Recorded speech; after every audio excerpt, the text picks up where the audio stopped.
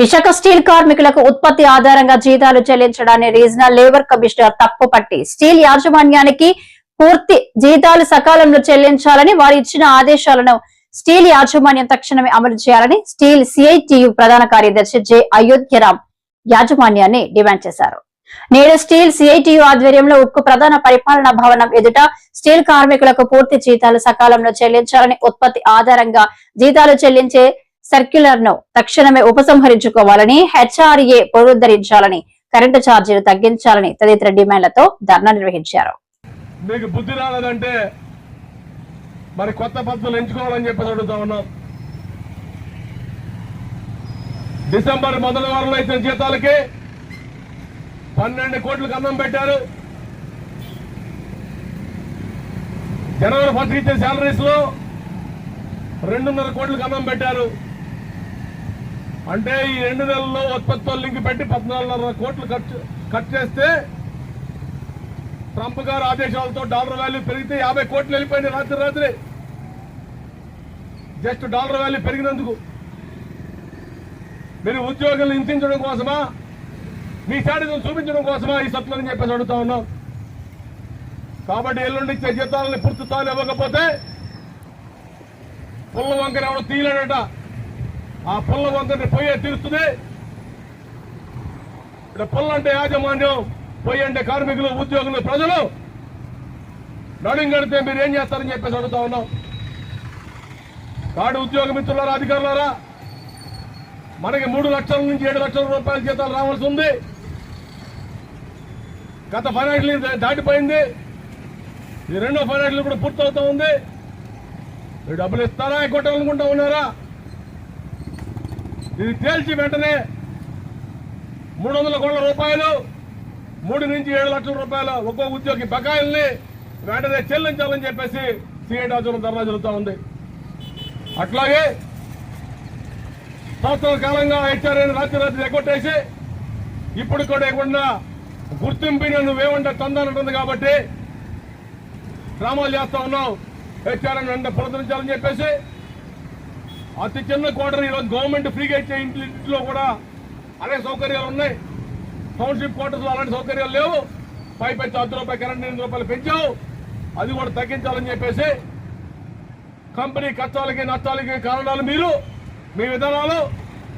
గతంలో అనేసార్లు చెప్పున్నాం. డిసెంబర్ నెలలో 6,14,40 టన్నుల హాట్ మెటల్ ఉత్పత్తి చేసినప్పటికీ ₹110 కోట్ల క్యాష్ లాస్ వచ్చింది. ఎందుకు వచ్చింది? మీ విధానం కాదా? ఉత్పత్తిలో కార్మికుడు ఎరగబడ్డా? గతంలో మీరు చేసిన తప్పుడు పనులు మాఫీ చేసుకోవడం కోసం కన్వీనర్ కటింగ్ అని చెప్పి డ్రామా ఆడారు. పోలీసులు ఏం చెప్పారు? పోలీసు ఏం చెప్పారు? మీకే గడ్డి పెట్టారు. కాబట్టి ఉద్యోగుల్ని, కార్మికుల్ని చైతన్యం ద్వారా ఉత్పత్తిని ముందు తీసుకుపోవాలి. కాస్ట్ ఎకనామిక్స్ లో యాజమాన్యం బుర్రబెట్టి, టెక్నో ఎకనామిక్ ఫ్యాక్టరీ బుర్రబెట్టి ఉత్పత్తి ఖర్చు తగ్గించాలి తప్ప లాభ నష్టాలు అనేవి ఉద్యోగులతో రావు. ఇప్పటికే 2007 జీతాలు, 2012 జీతాలు తీసుకుంటున్నారు ఉద్యోగులు. ఆ జీతాలకు కూడా బేసిక్ సరి చేద్దానంటా ఉన్నావు. కాబట్టి జనం తెరబడక ముందు ఈ సమస్యను పరిష్కారం చేయాలని డిమాండ్ చేస్తూ ఈ సమస్య రేపు ఎల్లుండి ఇచ్చే జీతాల్లో పూర్తి జీతాలు ఇవ్వకపోతే భవిష్యత్తులో జరిగే ప్రతి ఆందోళనకి. మిత్రులారా, ఈరోజు స్టీల్ యాజమాన్యం కావాలని చెప్పి కార్మికులను ఇబ్బంది పెట్టడం కోసం ప్రభుత్వం యొక్క ఆదేశాలు ఏవైతే ఉన్నాయో ప్రొడక్షన్తో ఉత్పత్తికి లింక్ పెట్టి జీతాలు చెల్లించాలని చెప్పేసి ఏదైతే కార్మిక చట్టాలకు అనుగుణంగా లేబర్ కోడ్ తీసుకొచ్చారో దానికి అనుగుణంగా ఈ రోజున విశాఖపట్నం స్టీల్ ప్లాంట్ లో కార్మికులను ఇబ్బంది పాలు చేసేందుకు ఈ విధంగా కొత్త విధానాలను కూడా అమలు చేయడం జరుగుతూ ఉంది. దీనికి వ్యతిరేకంగా ఇప్పటికే పెద్ద ఎత్తున పోరాటం చేస్తా ఉన్నాం. యాజమాన్యం కార్మికుల్ని ఉత్పత్తి వైపు తీసుకెళ్లడం కోసం, ప్రోత్సహించడం కోసం తీసుకోవాల్సిన చర్యలు మాని ఈ స్టీల్ ప్లాంట్ ని ఏ విధంగా దెబ్బతీయాలి, ఏ విధంగా అమ్మేయాలి, ఏ విధంగా నష్టాలు పాలు చేయాలని చెప్పేసి ఉద్దేశంతోనే నడపడం జరుగుతూ ఉంది. ఇప్పటికే మనం లేబర్ కమిషనర్ గారిని కలిసాం. లేబర్ కమిషనర్ గారు ఇది ఉద్యోగులకి ఇస్తున్న జీతాల, ఇది ఇన్సెంటివ్ అని చెప్పేసి అడిగిన పరిస్థితి ఉంది. అంటే ఉత్పత్తికి లింక్ చేసి ఇచ్చేది ఏదైనా సరే ప్రోత్సాహకాలు, ఇన్సెంటివ్ అవుతుంది తప్ప జీతం కాదు.